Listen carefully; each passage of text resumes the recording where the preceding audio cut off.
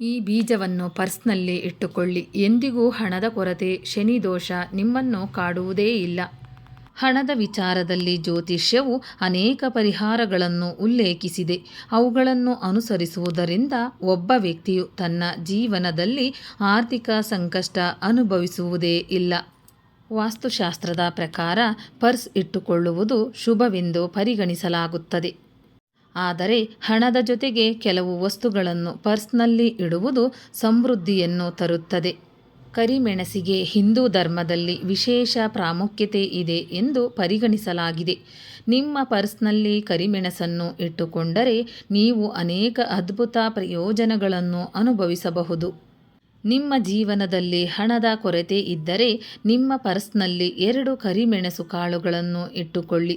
ಹಾಗೆ ಮಾಡುವುದರಿಂದ ಆರ್ಥಿಕ ಲಾಭಗಳು ಸಿಗುತ್ತವೆ.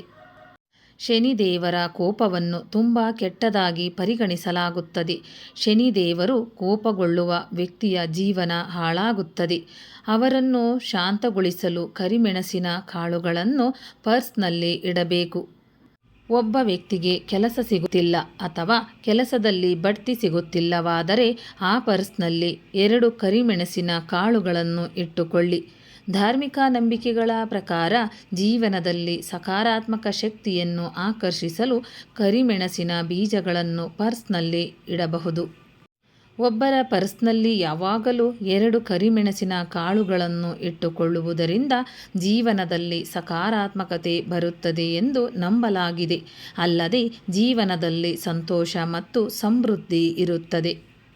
ಕರಿಮೆಣಸನ್ನು ಪರ್ಸ್ನಲ್ಲಿ ಇಟ್ಟುಕೊಳ್ಳುವುದರಿಂದ ಆರ್ಥಿಕ ಸಮಸ್ಯೆಗಳು ನಿವಾರಣೆಯಾಗುತ್ತವೆ ಎಂದು ನಂಬಲಾಗಿದೆ.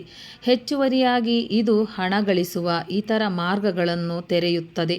ಸ್ನೇಹಿತರೆ, ಈ ಮಾಹಿತಿ ನಿಮಗೆ ಇಷ್ಟವಾಗಿದ್ದಲ್ಲಿ ಇನ್ನೂ ಹೆಚ್ಚಿನ ಮಾಹಿತಿಗಾಗಿ ಲೈಕ್ ಮಾಡಿ, ಶೇರ್ ಮಾಡಿ, ಚಾನಲ್ಗೆ ಸಬ್ಸ್ಕ್ರೈಬ್ ಮಾಡಿ. ಧನ್ಯವಾದಗಳು.